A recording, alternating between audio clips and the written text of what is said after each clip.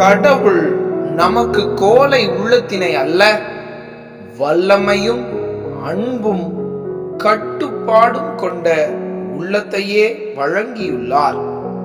தூய பவுல் தீமோத்தேயுவுக்கு எழுதிய 2ஆம் திருமுகம் அதிகாரம் 1 இறை திருவசனம் 7.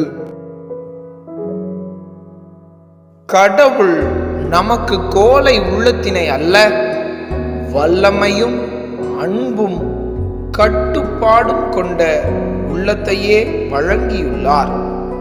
தூய பவுல் தீமோத்தேயுவுக்கு எழுதிய 2ஆம் திருமுகம் அதிகாரம் 1 இறை திருவசனம் 7.